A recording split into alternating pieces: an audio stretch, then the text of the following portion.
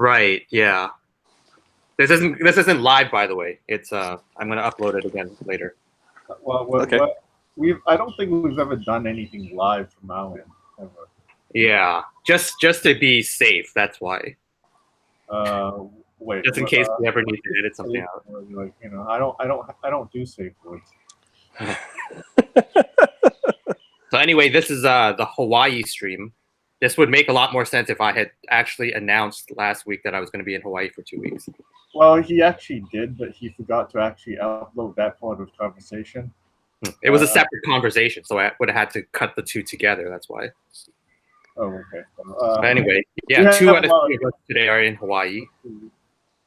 We have a lot of conversations. It's hard to keep track of which one has which. Yeah. Yeah. So since we're in Hawaii, they are in Hawaii. Jeff somehow manages to luck out on the timing of things right before the huge snowstorm of 2019 in Vancouver. He leaves town like 2 days before. He's been snowing for like 8 days, 9 days straight. He manages to miss all of it. Yeah. There's actually snow in Hawaii too. It's a huge deal right now in the news. Yeah, but like it's not as bad as what we got here. Yeah. Compared to Hawaii, it's probably worse. It's only on the mountaintops. But anyway, since we're in Hawaii, we have a very special guest on with us today. It's Hawaii's #1 podcaster, Mekel Kasanova. Hey, how's it going, everyone? Yeah. He's. I believe we're going to talk a little bit about Hawaii. Well, he lives there. He lived there like all your life, right? Most of your life. Good part. Well, ever since I was like 7, so close enough. From one island to another, like from Samoa to here. So. That's just part of Hawaii, right? Like I don't know Hawaii geographics too much. It's like a 2-hour flight. Yeah. It's going. It's like going from hell to purgatory. I'm sure you could swim that in 8 hours or something. Probably 6.5. So talking about hell to purgatory, because when you talk about Hawaii, a lot of people think island paradise. But then when I got here and then we went out for dinner the other day, you were telling me all the things that was wrong with Hawaii.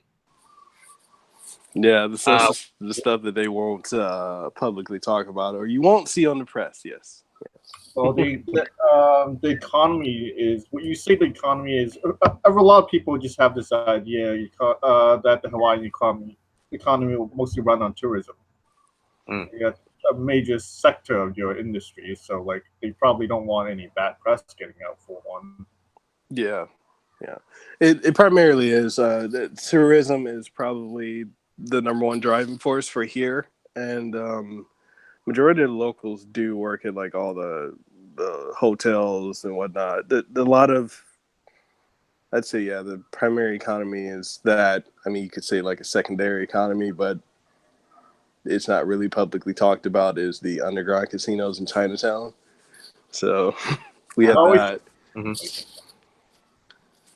Huh? It's always Chinatown. We know how to gamble here. I guess we could start with talking about state spending then, because it seems like because here in the Waikiki tourist area, it seems like the state has spent a lot of money trying to dress it up, make it look perfect. But then once you cross the boundary and go outside of the tourist areas, it's all run down. It's all ghetto. Yeah. You saw that. I'm glad you get to see that, because it's like I've tried to tell people that before, and they're like, "No, that's not true." I'm like, I live here. This is my home. It's between. I would say like the state spends the most money on between the tourism to make Waikiki and all the tourist spots look nice, and then there's the rail, which is like they've spent $20 billion or so on that, and it's still incomplete. Yeah, where is this rail that they talk about? Well, have you been, if you were in the Aiea area, like going to like Pearl Ridge Mall, or Coral Highlands, you'll see like there's a construction, and you'll just see the stands for the rail just popping up out of the ground. So basically, that was done to alleviate the traffic that goes to the H1, which goes directly into town, or the H2 and the H3, which go to the east and the west side, respectively. So what they intended for that to do, aside from alleviating the traffic, was be good for college students and people who are working to be able to hop on the monorail, and it drives all the way to Almoana and then back. And it's supposed to be like a 20-minute ride. Mm-hmm. Only thing is, for the last, I want to say 8 or 9 years they've been working on that, it's just never gotten anywhere. Mm-hmm. It's, I think we've gone through 2 or 3 different construction companies at this point. They're asking to increase taxes in Hawaii to help fund this. It's crazy. And it's not even, you can't even say it's 20% complete. It's more like 11. I'd probably say like 11% complete. Yeah. At least we got the poles halfway. So, like, aside from the horrible mismanagement of it, I think the core problem, the core issue is that you go to monorail. It's a monorail, like right, like that Simpsons episode. Mm-hmm. What is it about monorails? They never work out, really. Yeah. I don't know. I know that they wanted to at one point. The thought was to do something like I think Japan has the bullet trains or something. Yeah. So they wanted well, initially, like one of the proposed things that they wanted to do that they were selling to the people was that they wanted to do something like that, and then somewhere along the line it transitioned to monorail, and people didn't question it. It's kind of like the whole, global warming to climate change. It just happened and no one questioned it. But I don't get it. They built 10% of it, and then they decided, okay, we're going to replan. Yeah, they got different contractors. Well, so I would actually like to. I think the better example is it's more like what they advertised Destiny as, and then what we got as Destiny, the actual game. Yeah. Kind of like, okay, well, this is some sort of exploring FPS game where you can fly your ship around the planets and explore it, and then it's like, okay, now it's sort of an exploration FPS. Okay, now it's just an FPS. this gradual downgrade of like what you expect to get and then what you're getting, and now, so they're like, okay, bullet train, okay, well, you'll get a train. So now you get a monorail. Now you're just gonna get some holes in the ground. Yeah. I guess they run into budgetary issues and maybe bureaucracy issues along the way, and then they have to change plans. Yeah. I guess the next step would just be advertising the pose as some sort of tourist attraction. Postmodern art project now. I mean, hey, at least they did that with for the stands for the rails. At least they have the designs etched into them. So they spent a couple million to have that done. Okay.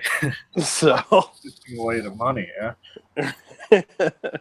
Well, how's the tax rate over there now? Because I'm just gonna be honest. It's I'm not terribly interested in Hawaii because I can't really do hot places. Mm-hmm. Like I kind of die in hot weather, so I don't know a lot about Hawaii. Like, it's been cold lately. Yeah, it's been cold actually. So like Jeff knows my cold tolerance. So is it like weather where I'll have to actually wear long sleeve for once? Yeah, you actually have to wear a long sleeve. Not a jacket, but a long sleeve. Yeah, well, you've never seen me wear a jacket. Yeah, but I probably won't need my hoodie. No, just your usual long sleeve. Yeah, I think Jeff, when you got here, it was raining constantly. It still is. Well, yeah, that's true. It still is. But yeah, it went between like super windy and super rainy, and then sometimes it's like a combination of the two. So but yeah, even for us out here, this is bizarre weather. It's like, okay, like I guess the continental U.S. was hit with the snowstorm, and then we got hit with some snow. I think on Big Island is where they got the snow, which that happens every couple years. But yeah, this weather here, it's bipolar. I'm not even used to this. I'm like, oh, okay. So windy, all right. Raining for 2-3 weeks straight. Okay, that's new. My swimming with the sharks tour got canceled because of the wind warning today. Did you get to reschedule it? No, refund. Oh, okay. I thought you did that yesterday. Yeah, it got canceled yesterday, actually. Yeah. So like you were mentioning that they want to raise the taxes, so on, just to get that stupid monorail up and running. Yeah, I think the taxes. I think the current taxes is 0.712%, but they want to raise that to what proposed is like 0.13.5. Not nearly as bad as Canada, then. Yeah. No. How bad is Canada? I need to know. Okay, I'll just give you an example. I don't even earn that much, but I would my rough estimate is that I get a quarter of what I make taken.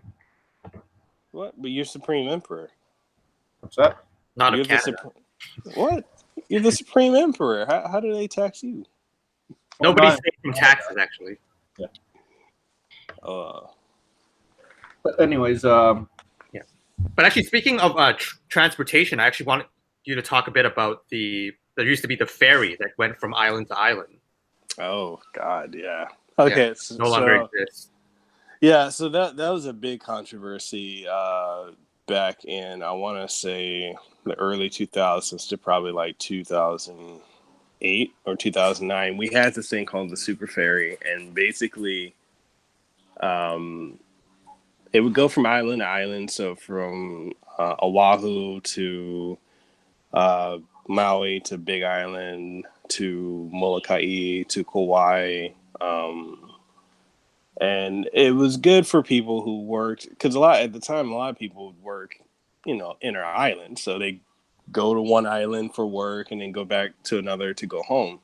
Then you had the people that protested it, that said it was messing up the marine. What did Lehua say? My wife knows way more about this. Her family is way more involved in it. I think the marine biology or something is messing up that, and so major protests. A small vocal minority or a big group of protesters?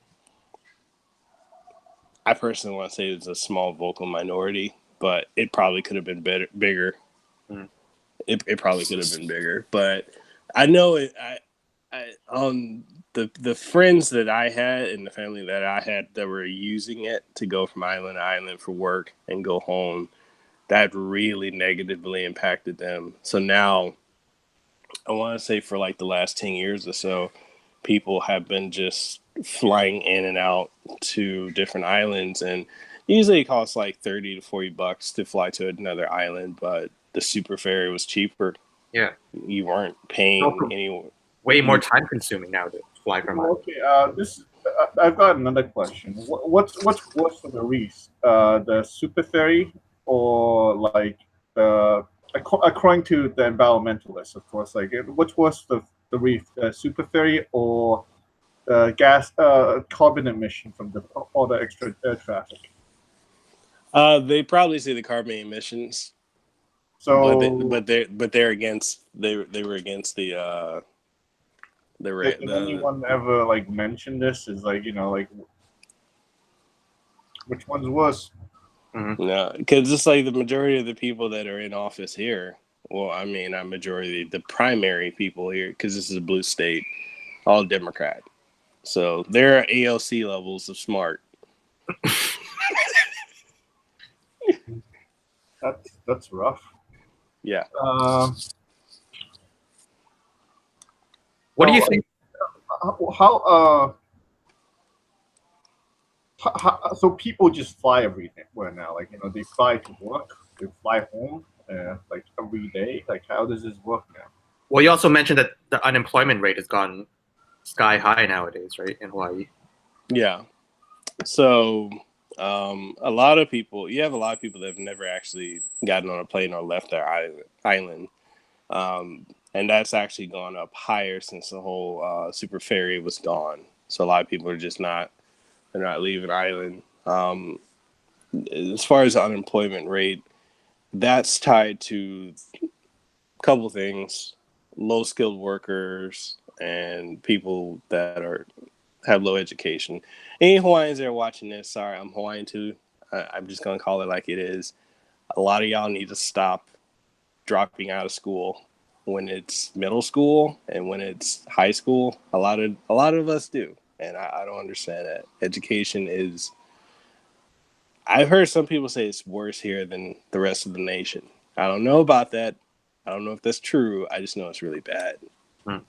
Where I work, the hospital I work for, I'm not going to name it, but the hospital I work for, we're constantly having job openings.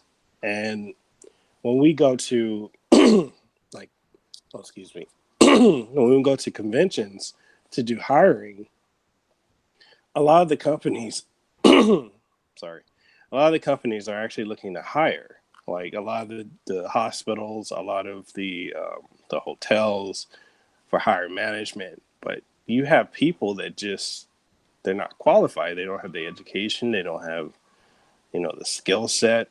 And most of them primarily will just go running towards, a low skilled job, like, a cashier, or to be working at like a McDonald's or, some type of food industry. So you've got an oversaturation of people that work in the food industry and the low skilled jobs.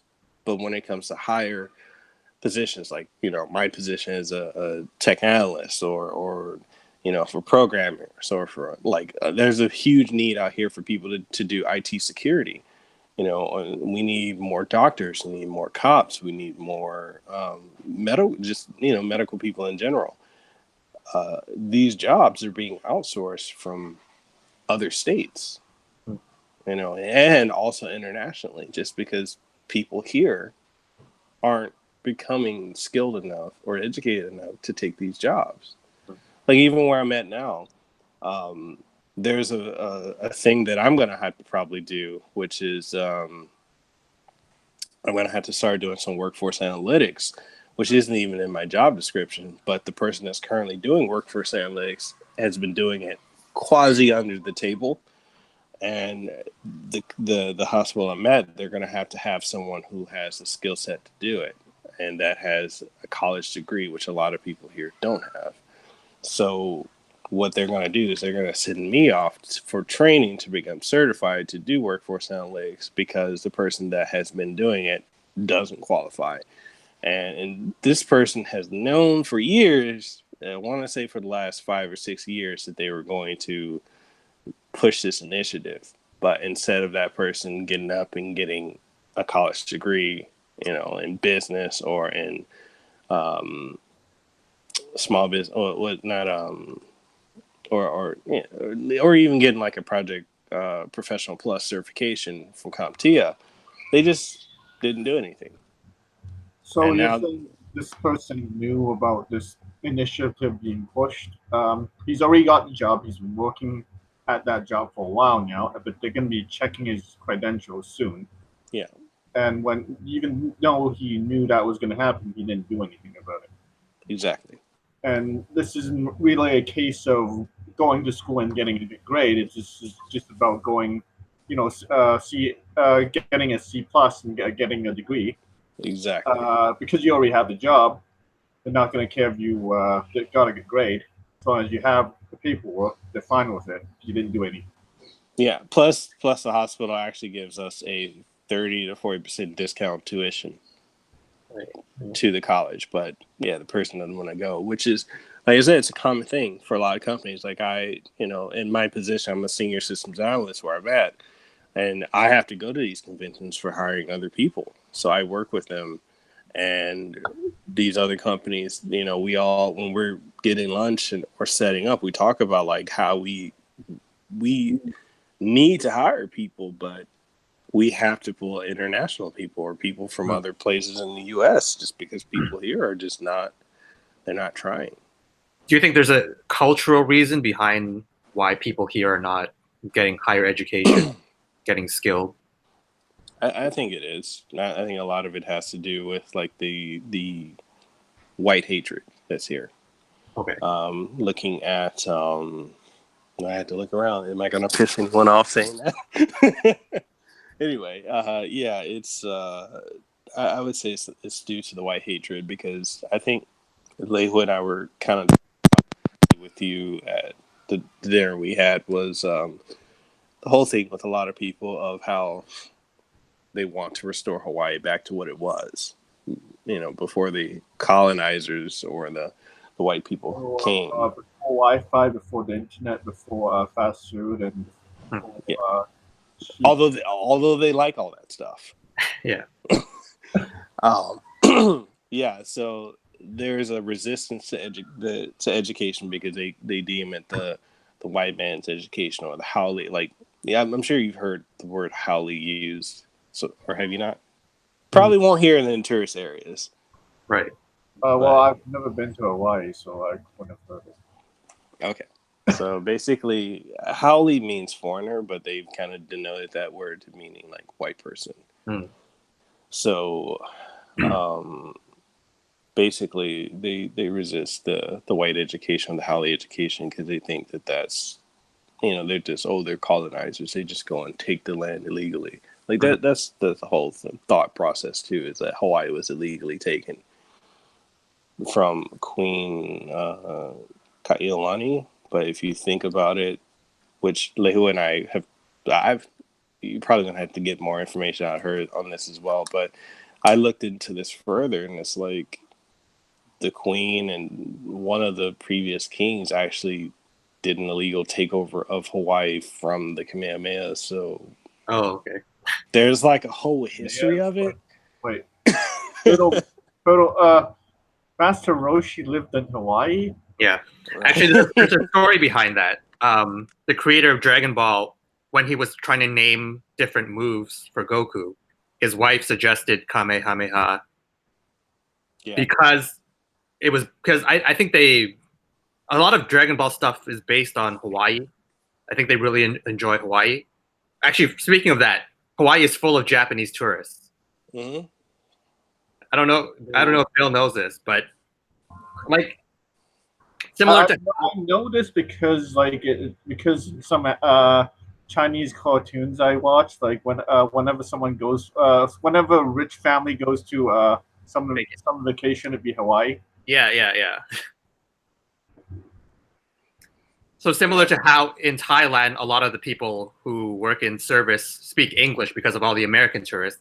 A lot of people who work here speak Japanese because of all the Japanese tourists. Yeah, that's interesting. Yeah, the predominant group of people that actually even live out here in Hawaii are Japanese, Chinese, and Korean. Yeah, Japanese is actually the biggest ethnic group in Hawaii. Yeah, I would say, yeah. A lot of people are shocked to hear that. They're like, no, it's local Hawaiians. I'm like, tell me what a local Hawaiian looks like. And they're like, oh, light skin with like straight wavy hair. And I'm like, no. Yeah. If you want to know the Hawaiian, I look like Hawaiians look close to black people. If you're naturally Hawaiian, that's what you look like. A lot of it comes from when they start intermarrying with, you know, the Germans and the Italians that were out here and the missionaries. And then that's when you've got a lot of the features that they have now, which they consider true Hawaiian. But it's like, no, it's not. It's not. Same thing with Samoa, which is where I'm from.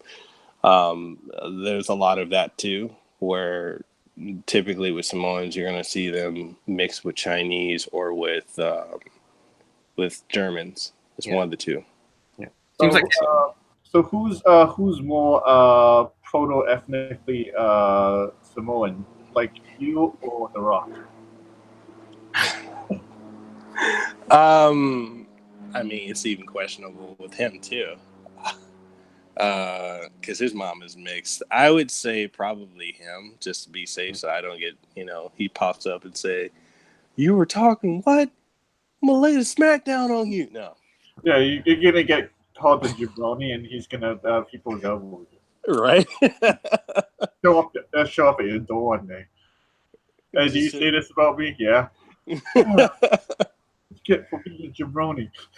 I mean, even with that, like, there's, how much he's gonna play King Kamehameha in a movie. There's so much backlash from people here about that.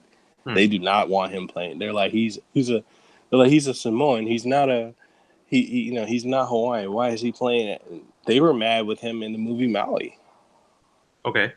So they're like, well, we need a Hawaiian to do that. Tickets. Huh? It's called selling tickets. It is. It is. I'm also thinking he's probably the most famous celebrity from that corner of the planet, really. Yeah. They want Jason Momoa to play him, but then the funny thing is, the only reason that they like Jason Momoa now is because of Aquaman, but before that, they didn't care about Jason Momoa. They're like, oh, he's that half-breed Howley. Oh, okay. And he didn't even grow up out here. Yeah. So here's the interesting thing. Everybody here seems to be a quarter something and a quarter something else. Everybody's kind of mixed race. Yeah. But there seems to be a lot of ethnic tension still. Yeah. There seems to be a lot of competition for who is less mixed race. Yeah.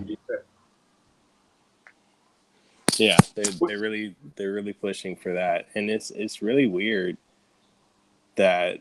Well, I can understand. How does the progressive push for multiculturalism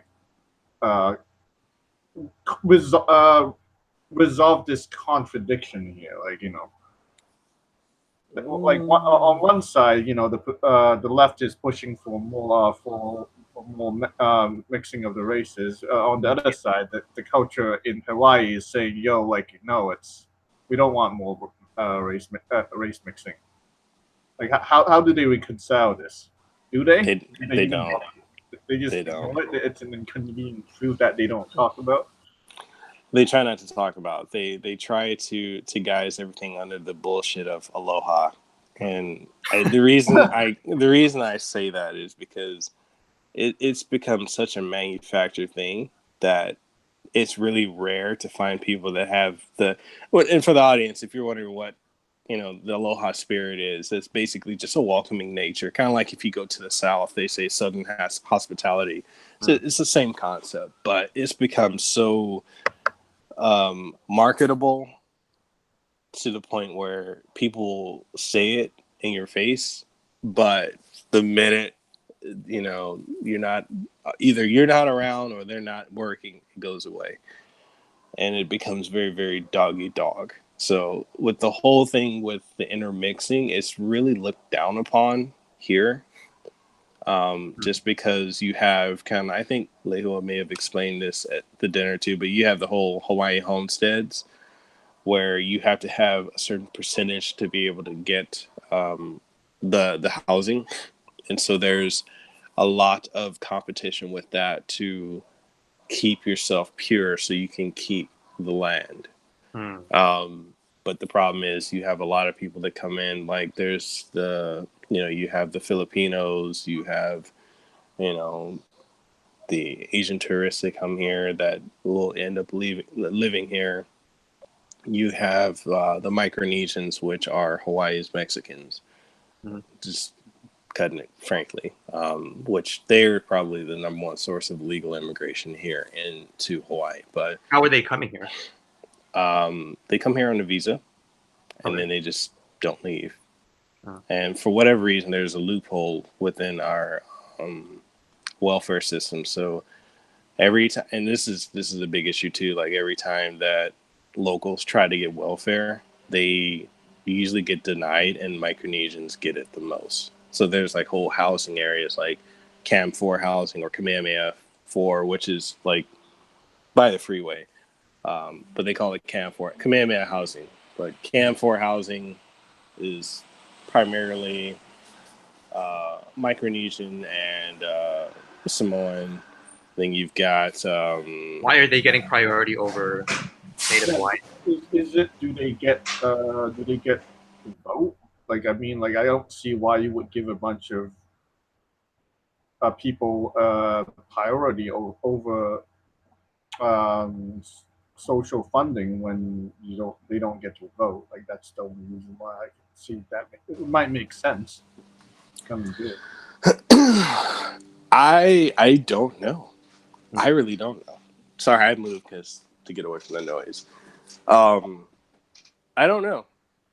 I've never been able to get anyone, because I have friends that work in the welfare offices, and the only thing they've ever told me is like they're told to just, if they apply, to give it to them.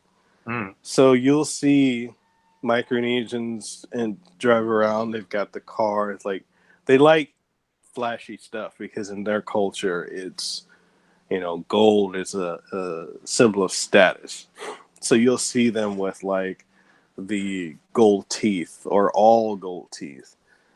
Usually, if you see anyone that has gold teeth, that's how you know they're probably Micronesian. Or if they wear certain halaus or skirts, you'll be able to tell. But usually, they get all the financial welfare. They get the food stamps. They get the housing. They usually are the ones that are walking around with like 5 to 6 kids, one usually attached to their hip.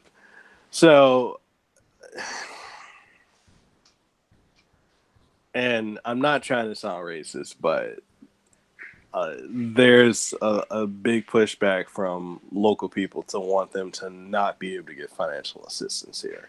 Because they, usually when it comes to the crimes that are done here, I mean, yeah, you have some locals who do it, but not to the extent that Micronesians do.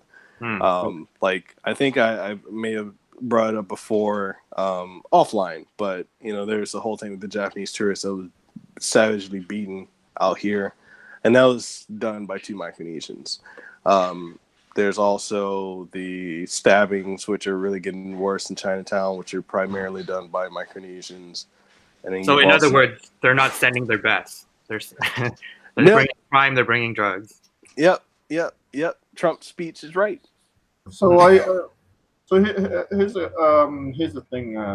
Like, over in most circles now, like aside from Hawaii, there's kind of this attitude where you have to be this tan to say certain things. Like, you have to be this tan to say your skin color must be this tan to say certain things. Are you tan enough to say what you said there?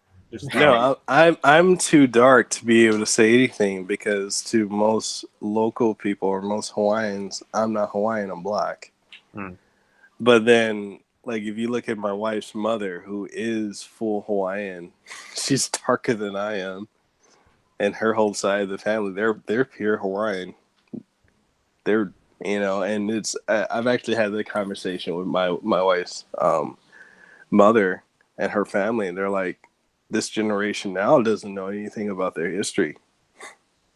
They're like, they think, especially when it comes to the whole skin color thing, they're like, yeah, they literally think that we're all supposed to be light skinned, blonde streaked, brown haired people. They're like, no, we're dark. We're, we can be confused for African Americans.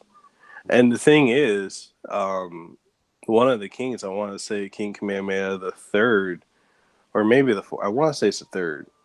The third, he went to America once, and he was confused for African American because he had nappy hair, like most African Americans do, and I can say that because I'm part black too. So the audience don't get mad at me for saying that. But yeah, he had nappy hair, and he had very dark skin, which, I mean, there's some controversy with that too, with the whole who was King Kamehameha and who were most of the people from Hawaii. And there is certain groups here that are saying that most of the original people here came from African sailors, which, a lot of stuff King Kamehameha had kind of looks like it, but, I'm not the right skin color to say that. Because they would call it what they called me is popolo. So when you call someone popolo, it originally is supposed to mean black or dirty, but now it's, because some people are not comfortable saying the N word publicly, they'll just call you a pilau popolo. Pilau meaning dirty or stink, and popolo being black or N. Primarily, it's the word is more connotated with the N word, but now we've got people that are the younger generation that has no qualms whatsoever dropping the N word. I've actually heard people out here, the younger generation, say the N word more than I hear black people do in the ghetto. So I'm like, huh. And that's also another topic too of hip hop and culture and black culture and how people here hate it. Well, the older generation hates it. So that's a lot going on in Hawaii. Yeah. See, like I'm starting to feel like you kind of Hawaii's its own like unique kind of like ecosystem in terms of Culture. not culture, but the culture war itself is very different than how it is over on in the actual North American continent. Because it feel basically like around here, if you're saying nigga, they're gonna lynch you. It doesn't matter what like uh, unless you're like super dark, they're gonna be you're gonna get like lynched.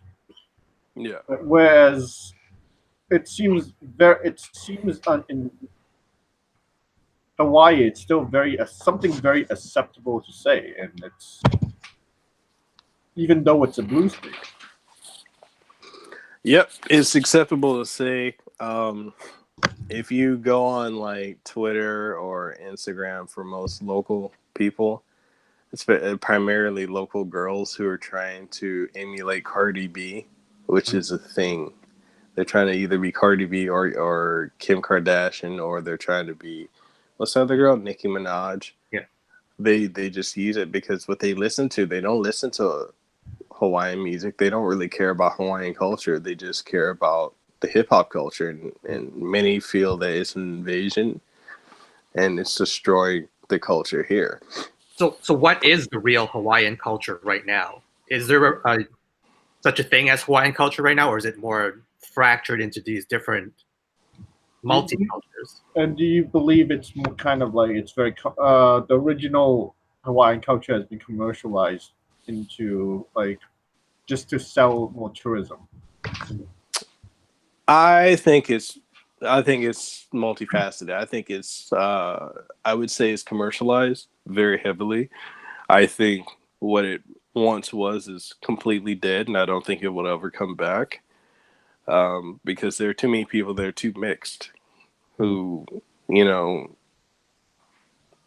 have two sets of people. You have the set of people that like the changes that happen and are actually happy with when America took over Hawaii because it was run like shit. But then you have the people that wanted to go back to the way it was, where we had slavery, human trafficking, child rape, and whatnot. And they're like, oh, that's just society. We just won't take. They want to pick and choose. They want the pick and choose type culture. The a la carte. We're gonna a la carte this culture. Like, no. But yeah, you have a lot of fringe groups here that want to push it to be their idealistic way of what true Hawaiian culture is. But you have a lot of people that are brought up in the commercialization of Hawaii. So it's kind of like what you see on the advertisements. If you're trying to come to Hawaii, you would never see the reality of it. But you have people that believe that's what, and it's usually the people that believe that are the ones who move from another state or country here, and so that's all they see. They stay in the tourist areas, so they don't understand that like when you leave, you're leaving like the safe haven, or was it like in Fallout? You're leaving the Fallout shelter. No. You're Well, I going feel into like the a lot of wasteland. very touristy nation, a lot of nations that rely heavily on tourism. Mm-hmm. A lot of them do this. Like you see in Mexico, Yeah. you're on the resort and it's great. Then you leave the resort, it's like, yeah, you're leaving the fallout shelter. Mm-hmm. And uh, from what I understand, Haiti's like that too. Yeah. A lot of African nations are like that. Like the resort, don't get me wrong, the resort's great. It's just when you leave the resort and you see what the country the place for what it really is, that's when things go south. And even China was doing it back in the Olympics. It's like, oh, yeah, we don't have time to clean up the streets, so we'll just build a fucking fence around it. Yeah. Like it's like, okay, well, some people like took a shot of what's over that plywood fence, painted really nicely, but it's a plywood fence, and Mm-hmm. it's like, yeah, it's like pretty much raw sewage, like in garbage and Yeah. homelessness, and I'm like, wow, yeah, like it's just it's for tourism, it's for so they just it's cheaper to hide it than to actually fix problems. And then you also have to look at there's another aspect of it that I've actually recently learned from a lot of my friends that work in like the code and inspection departments and I guess you could say the state out here, and also the people that work with like homeowners or the realty companies. And it's shock. I'm not. While I am surprised, at the same time, I'm not, to find out that the majority of people that own land or property in Hawaii are actually in China or Japan. They're not even here in the U.S., Wow. which You is kind of got a problem that we have here, where there's too much foreign ownership of real estate. Yeah. Yeah. So it's I want to say like one of my friends he said like he was going through some of the paperwork of this one person that said that this one person wanted to like buy a couple properties, and he's like this one lady already owns like 30 something houses and like 50 plots of land out here, and she's just buying more. And I was like, well, where does she live? He's like, oh, she lives in China. And he's like, that's a common thing. He said, and the funny thing is, if you think about it, he said he's Hawaiian too, and he's kind of had the same mindset I do. He's like, you have people here that are brought up to hate white people, and they don't realize who's actually taking their land from them. So I'm like, yeah, it's like what was that movie, Lucky Number 11? That's a Kansas City Shuffle. Make everyone look left while you go right. Yeah. So How is hmm? how is the housing market there? Like, how's the housing price? Like with people buying 30 houses from overseas, has it skewed the market at all? I think it has, because typically to get a house like where we're at now, which even this house is not really new. This is probably like built, I want to say, probably either the 70s or 60s. This house went for like 400,000. Oh, just 400, just 400. And yeah, for a 3 bedroom. You get That's like bare minimum.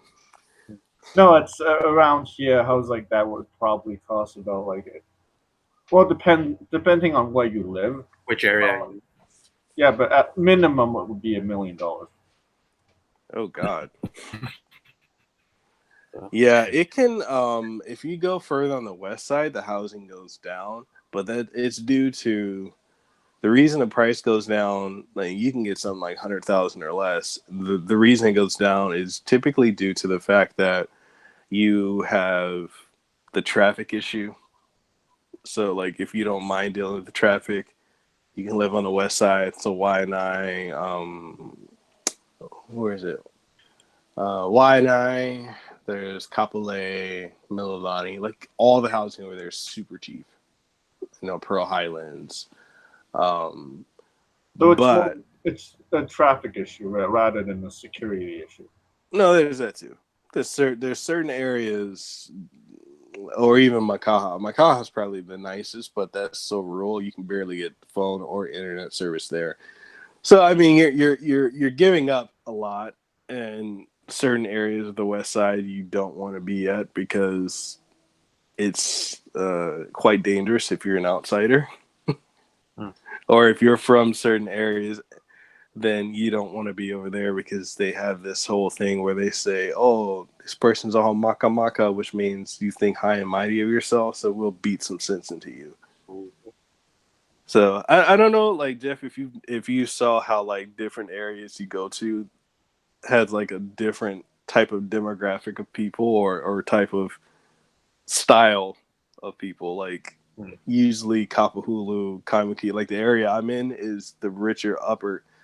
I'm not rich, but it's like the richer upper area where you're not going to really see homeless because, they make it a point where the rich people here are not going to have to deal with that. But then as soon as you step out of this fallout shelter, then you'll see like certain areas of like University and Kapilai are really run down. Yeah. But there is kind of a mixed mash. But then you go to Waikiki, it's all pretty much nice up into certain areas. There are certain fringe areas of Waikiki you don't want to go to. And then Honolulu can be a mixed bag. And then further out, once you go to the fringes of Honolulu and you go to like Kalihi area, then that's when you're going to run into another of the ghettos. And yeah, I used to live there. Like, yeah, you don't want to be over there. But yeah, it's like a thing we have out here. Like if you live in Kapahulu, Kaimuki, you live in up north in Kailua, Kaneohe, or Hawaii Kai, then you're considered rich. Or even Mililani, like you're rich, upper class, like you're privileged. If you live in Kalihi, you live in the slums. That's the ghetto. If you live in Waianae or Makaha, that's the ghetto. Like it's interesting. They well, from a very layman's point of view, like all I know about Hawaii prior to this conversation is really it's just what the commercial trying to sell me plane tickets tells me.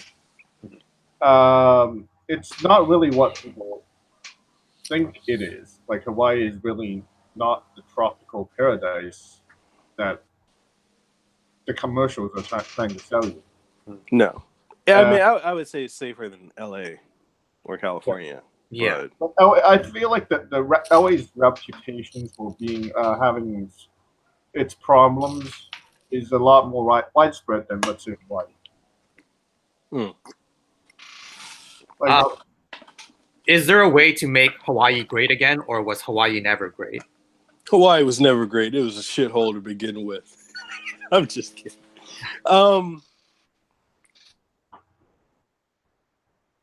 Oh, sorry about that. That's the thing. Like, I don't know what it would take to make Hawaii better because you have so much here that it's kind of like I'm not sure if you guys are familiar with like the Philippines. Not too well, I know about it well enough. I feel like a lot. To be fair, I think I know about it a bit better than Hawaii, actually. Okay, so you know how like with the Philippines, like they were constantly taken over and over by different people to the point where they don't even really know what their identity is. So they came up with this quasi Filipino culture, which is not what their original culture was. And if you kind of look at Hawaii, it's the same thing. Far before colonizers came here, you had a lot of people. You had a lot of the different islands because each of the islands were their own country. Yeah.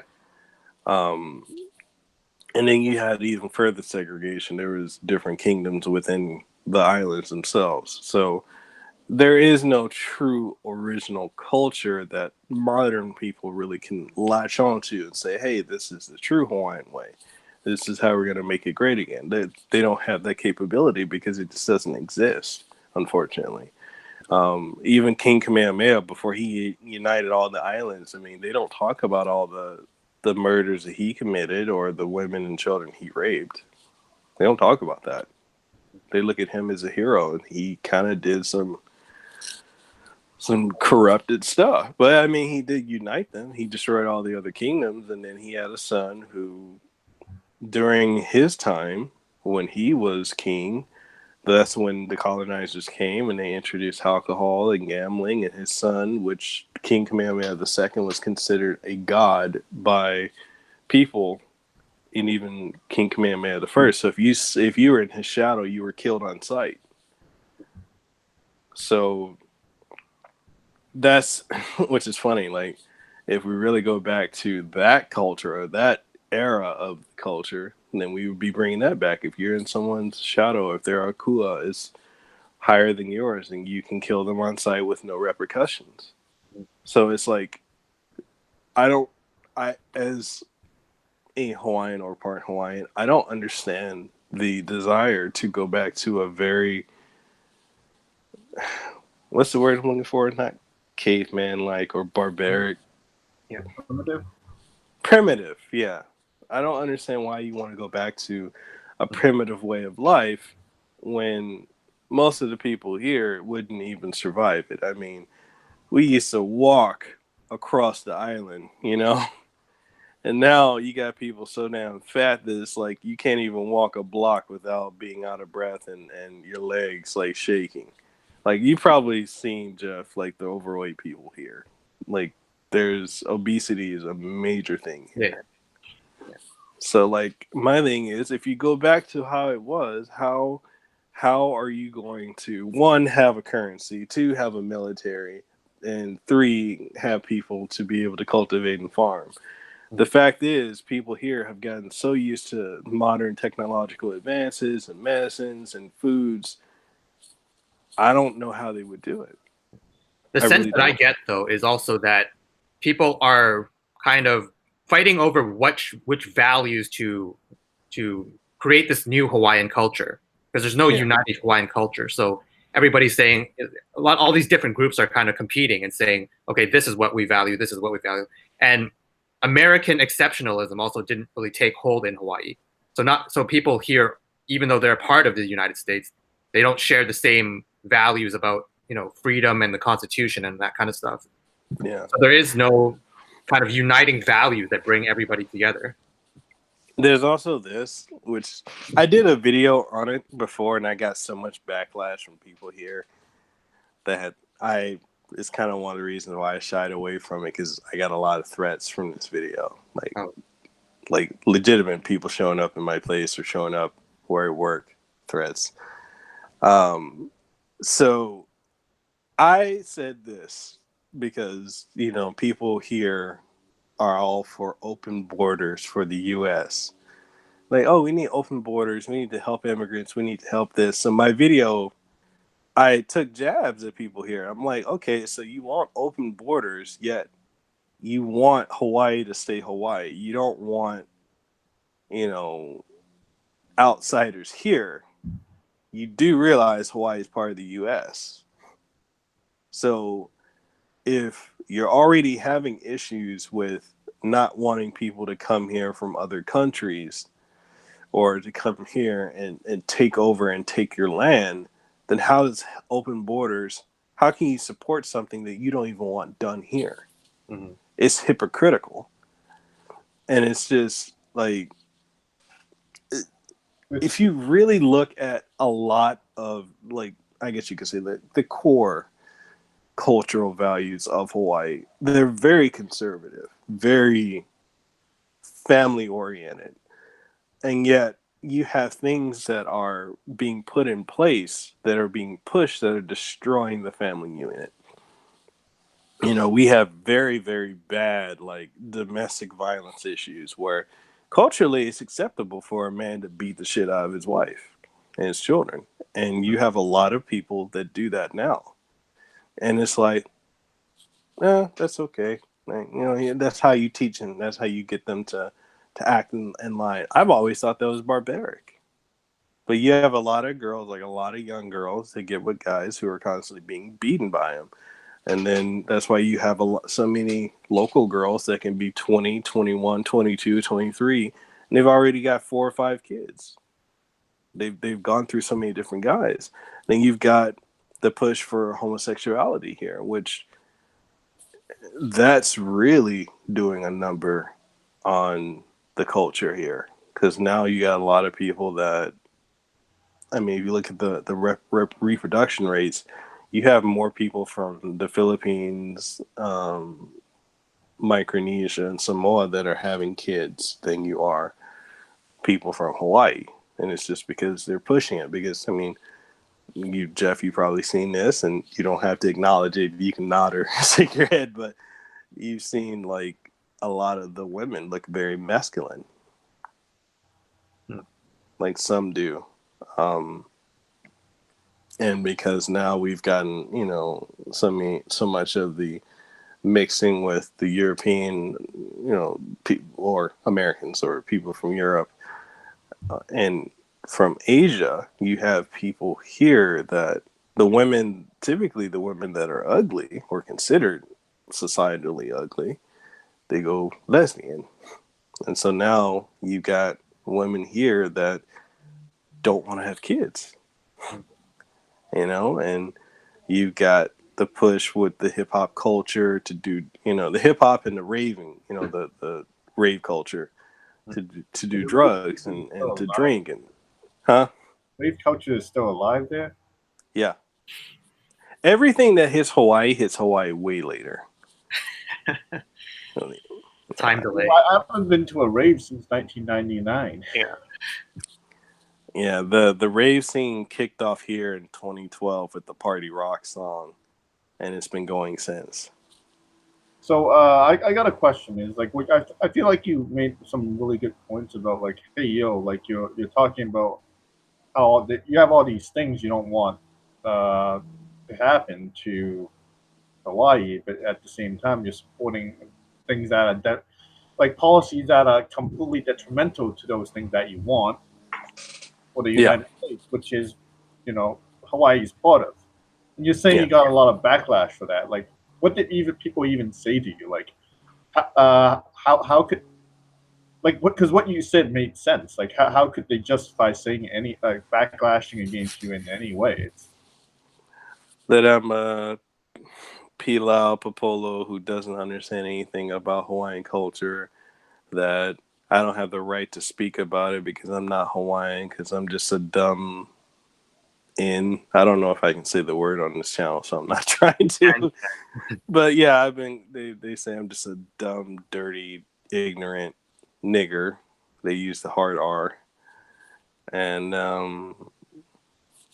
yeah, I have no right, especially because of the way I speak. And I'm like, well, I can't help the fact that, one, English isn't my first language. And when I learned it, because I'm a military brat and where I was living, I learned it when I was in the south of the U.S. So I'm like, I can't help that. That doesn't make me not Hawaiian, because you will hear so many different variations on English here. But yeah, I got that. I got people.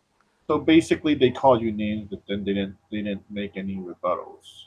Well, I mean, I've had some scuffles with some people. It's to some they were really mostly the Kanaka or the so-called warrior Hawaiian type people or Moke people. I call them ghetto. They were offended. Low IQ. I'll just say that. So the only way that they would actually consider you Hawaiian is if you were 100% Hawaiian, right? Or if I looked like Lehua. Yeah, okay. And then even if you were that, and then you said you had the same opinions, they would call you a race traitor. Yeah. There's no winning with these people. No. Even her, she gets shit too, because people are like, Oh, where are you from? What part of the U.S. are you from? Because of the way she talks, she's from Molokai. And, she's a country girl, but because the way she speaks, they view her as like a valley girl. She doesn't sound like the typical local, so she gets shit for it. I But feel yeah, like just you got the whole like you mentioned the whole aloha like aloha bullshit. yeah, yeah. And I feel like despite this front of a whole aloha bullshit, it feels like you have to jump through a lot more hoops in Hawaii to be accepted than pretty much most places. Yeah, I look at Hawaii the same way I look at Samoa. Like even Samoans, they because I'm not really accepted by Samoans or Hawaiians. Samoans are very similar to Hawaiians. I mean, if you really dig into it, we kind of all are the same people. Same thing with Tongans. Tongans and Samoans are the same people. There's a split in the family that migrated to another island due to slavery, but that's a whole another topic. But yeah, the Samoans are very similar. Um, both groups, I could say, are very prejudiced, but it's so the prejudice and the racism is so integrated into the culture to an extent that it's just accepted. So like when people from elsewhere come here and they interact with it, they're like, "Whoa, like, did you just say that?" But people here, because they have no context of anything else, it's just you know, it's okay. It's socially acceptable. So how is there any way we could use that to like combat, combat the blues? Um, I think the biggest way to combat it would have people from here travel elsewhere to see that they do in some ways have it better here. It's safer. We at least we don't have shootings every other day like, the mainland. I think they need to travel. A lot of people here never leave. They've never left their island or their neighborhood, and it's willful. I think it's the bulk of it is willful ignorance. And then they try to feign it by saying, "Oh, well, there's no way I can know." And I'm like, "Yeah, you can't say that when you have a cell phone and you're on fucking Facebook and Instagram and Snapchat all day. You have access to information, but it's a lazy culture of people." Why do you think there's less urge to travel in Hawaii? Because I feel like like it's like most cultures do like when you a lot of the kids do like to travel. One of the biggest things you'll hear is people saying that it's too expensive. Oh, it's so expensive to travel. Oh, you can't afford to travel. Or, oh, living in Hawaii is so expensive. And while Hawaii is expensive, if you get the right jobs, it's tolerable. Like, if I wasn't with Lehua and it was just my income, which like it was before when I had you guys on, like, yeah, I I live comfortably. I make well over $30 an hour, but most people are fighting for jobs that pay $10 an hour, and they get housing that requires them to pay like between 15 and 20 or $2,000 a month. So you have that. It's the economic inequality, which is self-perpetuated in my opinion. Because the jobs are there, people just are too damn lazy to go after them. Well, here's the thing though. A lot of people, at least where we live, like the kids, they'll go into debt just to go on vacation. They'll go into like back-breaking debt just to go on vacation. The desire is that big. I would say people here, the only ones that would actually go and do that would be to go to a rave. And what's that big one in Vegas? I forget the name of it. Um, I know Lehua went because she used to be a raver. But yeah, that's it. As far as traveling, that's it. That's as far as they'll go. To me, it seems like it's very different. Yeah. To me, it seems like we've named so many problems in today's conversation. I don't even know where to begin looking for solutions. It's the solution is going scorched earth. Yeah, that's the only thing. Like literally, I've had these conversations with Lehua. We're like, we love our home, but it's just going down and going down quickly. And a lot of people are like, oh, do you think it would ever be like a third world country? I'm like, no, tourism would never allow it to become that. But I think we are seeing a population replacement here, in the sense of we're having, it's, I guess you could say it's been a slow turn over the last couple of decades, but Hawaiians are the minority here. Yeah. And if it keeps going the rate it is, and they're going to intermix so much, or since you got those who are extremists who refuse Western medicine, they'll die off. And what's going to happen is you're just going to have people that can sell the image of the Hawaii that they want. Yeah. And that's happening, including like the increasing of rent and the cost of living. You have people that leave. Okay, there are people that do leave here. They leave here and they go to what's called the Ninth Island, which is Vegas. Wow. They'll live there. Yeah. And but it really seems like a battle royale. Like the Asian, East Asians are coming, Filipinos are coming, Micronesians are coming, Americans from the mainland are coming, and everybody's got their own idea of what Hawaii should be. Yeah. And that's what do you think is dominant group right now? Asian.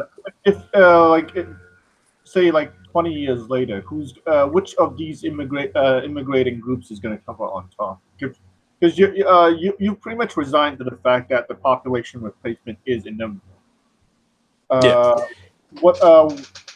Which group will come out on top? Who will be the predominant? Who will be the Hawaiians of the future then? Asian.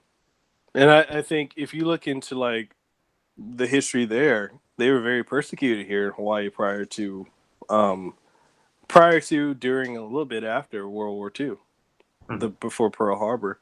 Local people hated them. The Hawaiians hated the Asians. But you look at the government here, Asians dominate the government here. Which the thing is, I don't understand why they're left-leaning. That's a discussion for another time, I guess. Yeah, but as far as who I think will be dominant, it's them. But I already think that they are dominant. They're the majority here. I have no issue with it. My thing is like, stop being left-leaning. Yeah. You think this is like a play for time until they become not only economically dominant, but like also until they gain full dominance?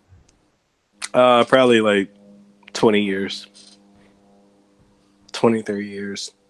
Especially if it keeps going the route where local people are not having kids, or they're turning lesbian or gay, then yeah. Because even with the Asian culture out here, they're not going that route. So you're saying that like the Asians are outbreeding even the Micronesians, because you mentioned that they're breeding quite fast as well. Yeah, there's also talks of a new bill for immigration reform that would primarily apply to Micronesians to keep them from doing the anchor, because they do the anchor baby thing. Right. So does that have support? That actually does, because the most hated group of people here, aside from white people, are Micronesians. They hate white people more than Micronesians. No, they hate Micronesians more. Oh, okay. They really hate them. So I've got the demographic numbers here. I'm just going to quickly read them out. East Asians are 38% of the Hawaiian population. Whites are 25%. Mixed race are 23.8%. Native Hawaiians are about 10%. And then blacks are very small percentage. Wow, that's definitely not Primarily. what you have in mind when you're talking to the travel agency about visiting, like, Hawaii. Like, that's not what you have in mind. Yeah, they don't want that to get out though. But at one point, it's gonna like when do you think that is? When does the illusion shatter? After this stream. I mean, I hope so. Like I hope the illusion gets shattered because I think breaking the illusion is a step towards creating or trying to find a solution. Because you have a lot of people, in my opinion, they walk around with their head in the sand. Like they I don't know if it's because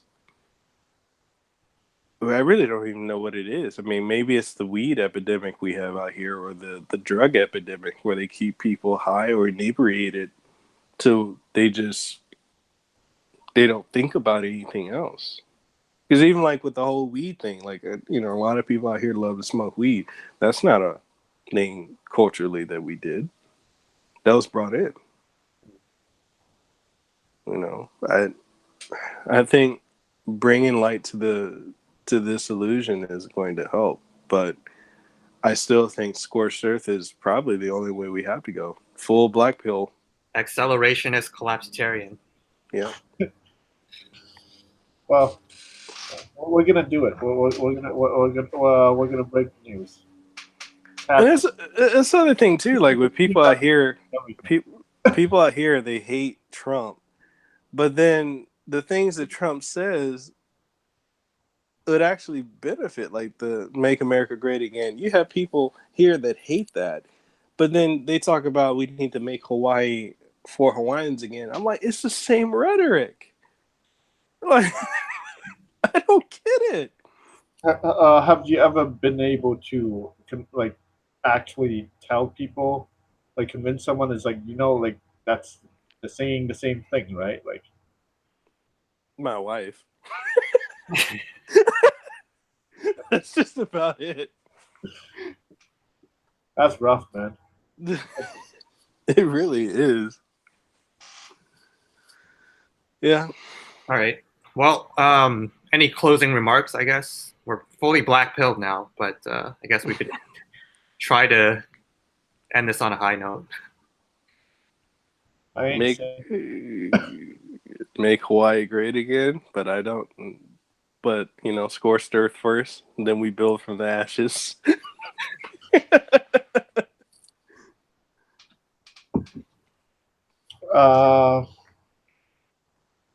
Jeff, I'll go last. Okay. Well, I think everybody's going to look at it differently depending on your ethnic background, your cultural preferences, and etc. But if for me personally, I find Waikiki really interesting, really nice, and I think Waikiki has kind of adopted a lot of Japanese culture.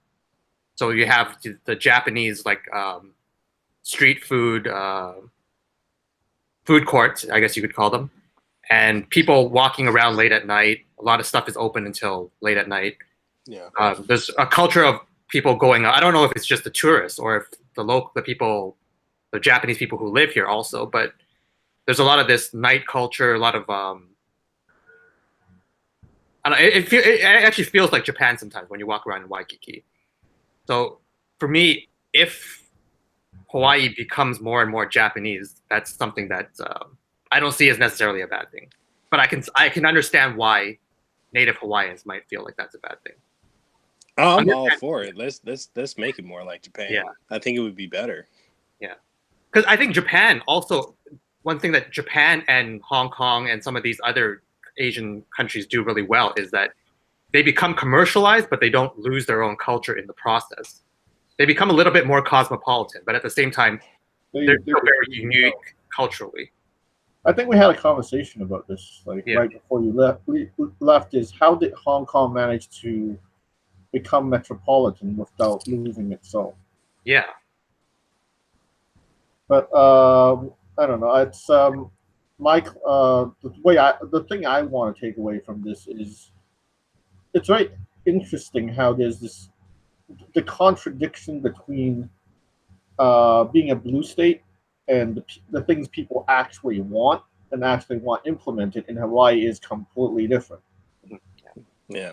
And I don't think we on being anti-Marxists and anti-progressives are doing enough to exploit this contradiction. And this is something I feel like most people should probably look. A lot of people on our side need to look into and see if we can capitalize on. Yeah. And aside from that, I've also started. I've also developed this new conspiracy theory that maybe this Asian push into Hawaii might be a Chinese ploy for something. It always is. It always is. Yeah. Xi Jinping is coming, man. Yeah. You got 2 million members in the Chinese Communist Party, all of them with an average IQ of 105. They're up to something. Yeah, Hawaii's IQ is not that high. So look, maybe they're trying to like do a population / economical Pearl Harbor on Hawaii to use as a beachhead. Yeah. Conspiracy. Look, that's my new conspiracy theory. It could be because it's one of the things that I noticed in Hawaii, and I know I'm going off topic, but one of the things with Hawaii is the same thing, or with Hawaiian people or local people is the same thing I see with the Black community. It's this victim culture, and it just doesn't benefit them at all. Like it needs to. That mentality just needs to die, because it's like when I'm around either locals or Black people, they talk about how, oh, the white man or how he kept us down, blah blah blah blah, and I'm like,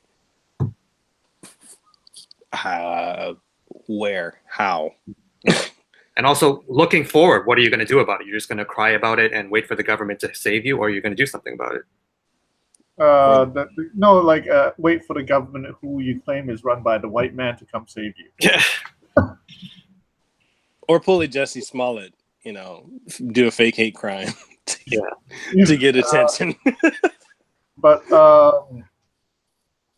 look, if we're going full black pill, and my conspiracy theory turns out to be true, a Chinese invasion will actually probably turn the victim mentality thing around pretty quick. Because the Chinese, the mainland China loves victim mentalities, because they're like, oh, you're a victim? It's time you admit that? We're going to take advantage of you more now. Yeah. I can see that. Yeah. Here's an internment camp for you. Yeah, it's like, we already built it since you're such victims. It's time to live here. Yeah, just walk that way. Yeah, go through those double doors, right? Yeah, there you go. No, like that's the thing with China is I feel like this victim mentality thing can thrive in the West is because the West is civil enough to allow it to survive. Yeah. In like dystopian, like authoritarian cultures like mainland China, they'd be like, yeah, okay, well, the optics already bad. We might as well just do it. I mean, do you guys think the West is crumbling at the rate it's going? Yeah. Yeah, it's definitely crumbling, but it's about whether or not we can save enough of it to keep a multipolar world with China. Like we need enough of it to survive to oppose China. Because I kind of feel like America at some point is going to fall, and I really think this civil war, which I kind of feel like it's already started in America, and it was fumed under Obama. I really think 2020 TDS, or Trump derangement syndrome, or going full retard is going to go in full effect.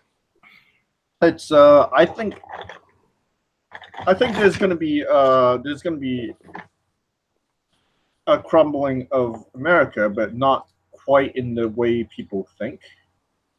I think America is going to it's going to survive as a country, but I feel like due to economical and cultural reasons, that a lot of autonomy will have to be given to regional governing bodies. Mm-hmm.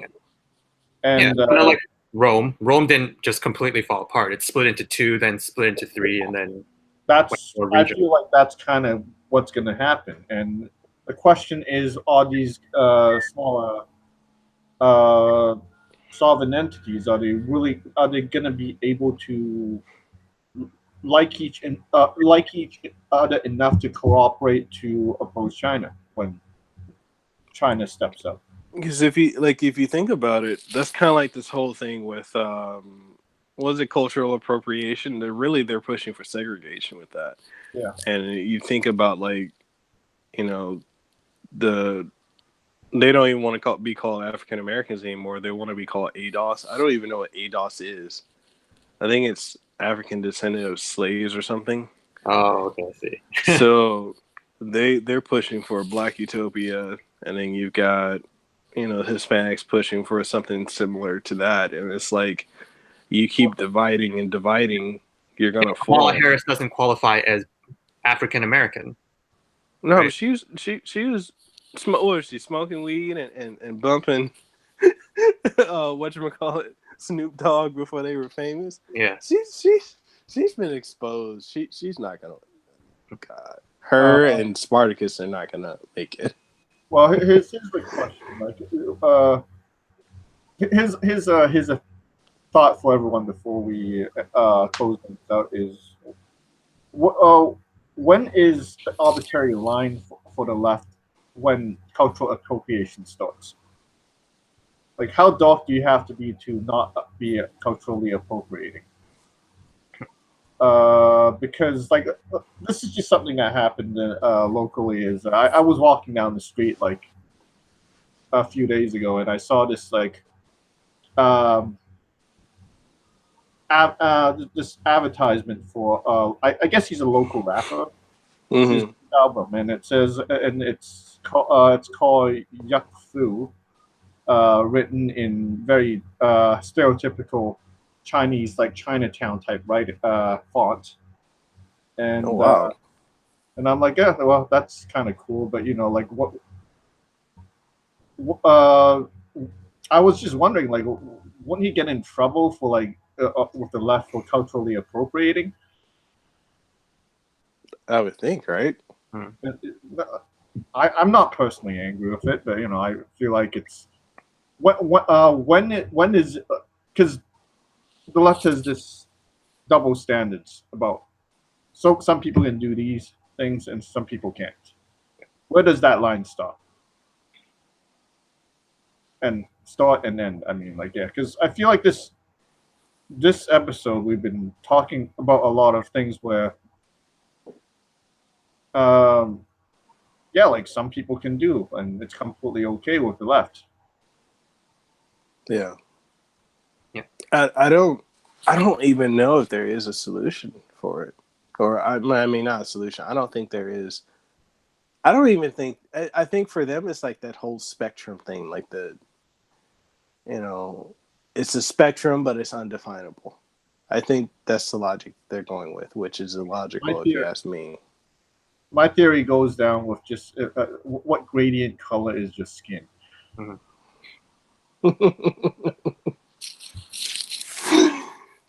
Oh my goodness, I think so. Yeah, because there's no logic behind it. Yeah. It is a very postmodern way of looking at things. There is no truth. There's no objective truth. There's only context and gradations, and your truth and my truth and their truth. Right. There's no facts. There's only feelings. Yeah. Yep. All right. Well, I gotta go. It's great talking to you again. I think we agreed that we should do this again, and I think we should once again agree to do this again. I agree. Mekel, do you want to plug any of your social media links before we go? All right. How's it going, people? This is probably now Hawaii's most hated person, Mekel Kasanova. You can find me on youtube.com/Mekel Kasanova, Instagram.com/Mekel Kasanova. Same thing for Twitter. Just look up Mekel Kasanova. And I host Hawaii's #1 podcast, the Kasanova Podcast, where I have discussions like this. I interview voice actors for video games and anime, even, the whole Vic Mañana situation. I'm going to have him on. I was just about to say, like, if you want to be really hated, time.